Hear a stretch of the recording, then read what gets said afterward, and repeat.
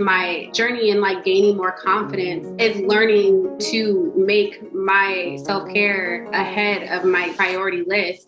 Welcome to the intersection of being and becoming, a Black Girl Digital podcast. On this podcast, we'll discover together the intimate journey of being an influencer while becoming your best self and building a successful brand. Here's your host, Latoya Shambo.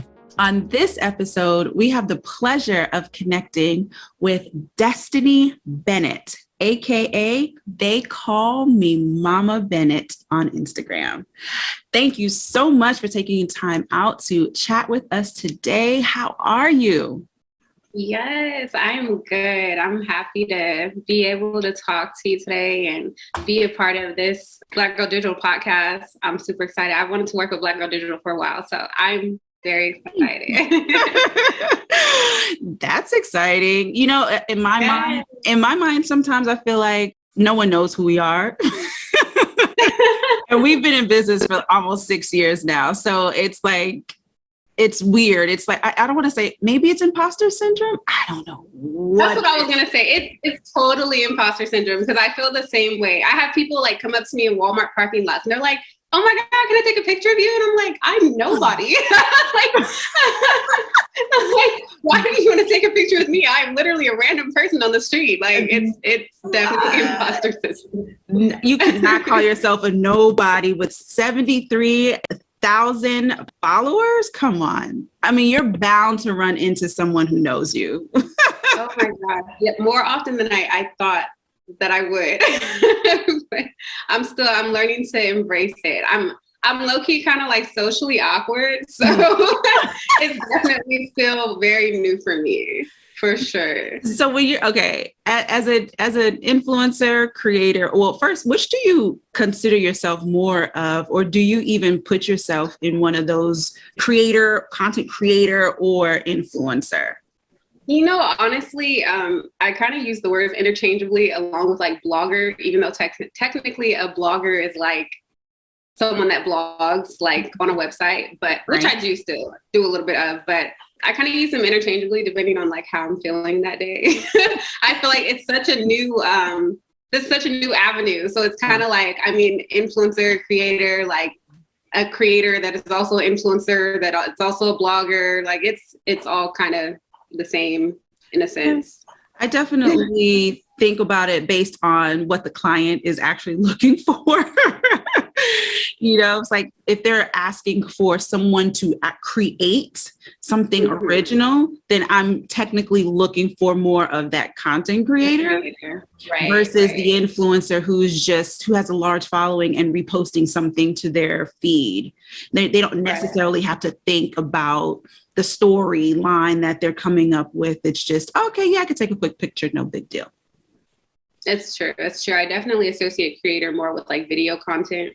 But then, I mean, like, there's a lot of creators that are influencers. So it's situational. Right. Let's just leave it there. Right. Right. All right. So let's get into how you built your community of 73,000 followers on Instagram. Please tell us, where did you see the growth spurt and how do you keep everyone entertained and engaged? All the things. This is a long story that I'm going to try to like sum up as short as I can. Oh man. So when we first got into the field of Instagram and influencing and all that, I literally wanted no parts of it personally. It's not even that I wanted no parts of it. I was not ready to be where I am right now. I was not ready to be on camera. I was not ready to be doing what I'm doing because I still had a lot of growing to do personally. It actually started with my kids. My oldest, he took an interest in like the acting world and wanting to like be on camera. He was only 4 at the time. And we had just moved to LA. And so I was taking him to like auditions and things like that. And every time we would go to an audition, they would be like, oh, he just looks too much like other kids his age. Like he doesn't have a unique look. And I'm like, okay. And it was like one last audition I took him to. And he booked the audition. They're like, yeah, he's great. We want to see him. And when I brought him in, they like basically bypassed him. They were kind of like, we thought he was older. He can't audition. And I'm like, you're going to take my baby in there. You're going to audition him. Like, whether you use him or not, you're going to audition him, because we drove all the way here and he's super excited. So they gave him his little pretend audition, but he's still like super disappointed. And so I was like, we can do our own thing. Like, we don't need, these people. And we just started like making our own little fun videos at home, and his videos actually took off and he ended up like going viral.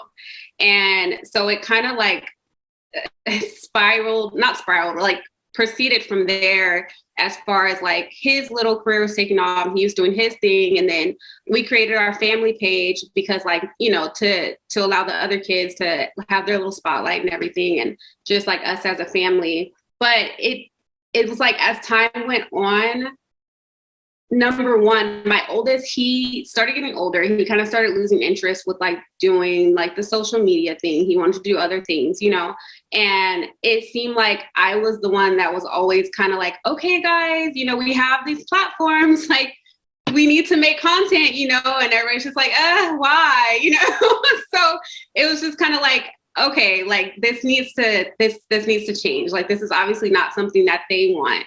And at the time,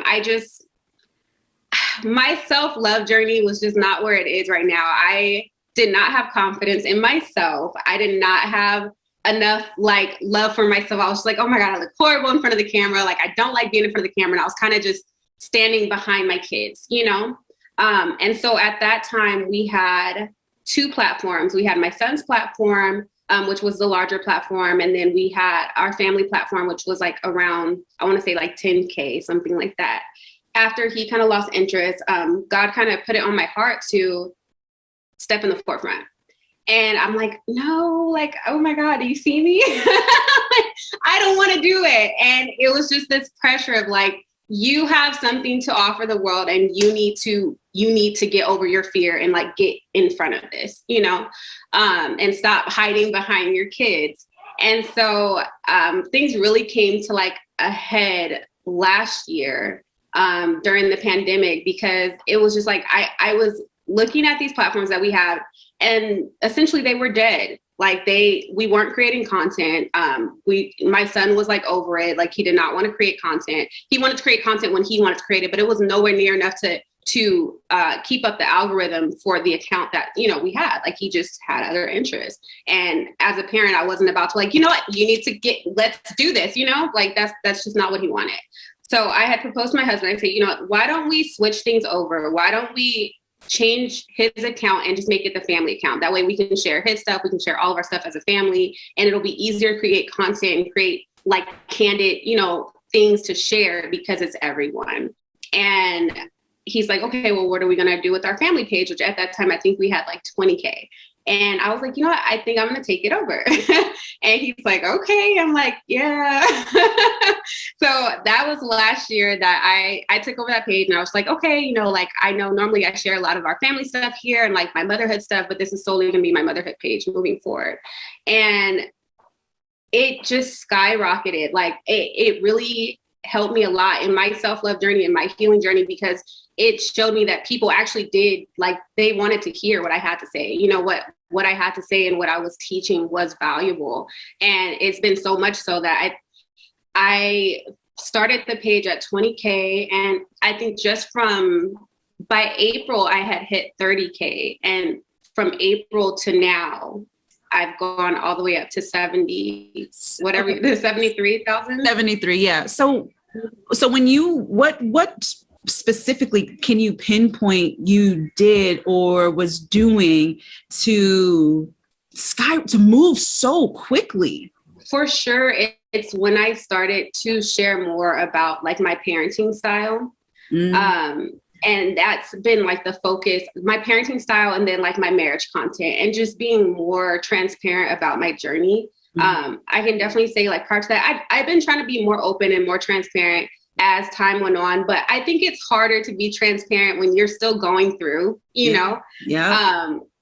And you don't have that confidence to like share that. Yeah. And it was like little, the more that I shared, I noticed that so many people resonated with those same things. And it was like, oh, wow, like, okay, I feel comfortable sharing with this community because they're not judging me. They understand, and they're benefiting from this exchange, especially like just sharing how I choose to parent my kids. I've always as I've been on this journey of like gentle parenting and removing myself from like generational curses of like yelling and hitting and like just so much aggression in parenting, I have been so self-conscious about it because my inner circle, like, that's what they're used to. That's what we're used to, you know? So it's kind of like, oh, you're parenting like a white mom. Like you're, you know, like all these judgments about my parenting where I didn't really want to share about it because I didn't want to be judged. And once I started sharing about it, it was such an outpour of like, oh my God, I want to parent this way too. And everybody judges me and I need a community that I can come to support me. And that was amazing. And that really caused a huge skyrocket with just that alone. Yeah. Thank you again, Destiny, for being so honest and transparent. I hope to have you back again on our podcast. Absolutely. Thank you for having me. Thanks for joining us this week on The Intersection of Being and Becoming, a Black Girl Digital podcast. If you like what you just heard and found the info helpful, we hope you'll pass along our podcast to your friends and colleagues. And please leave us a positive review on iTunes. While you're at it, if you or a brand you know is in need of influencer marketing services, please pass along our website, www.blackgirldigital.com. That would help us out too.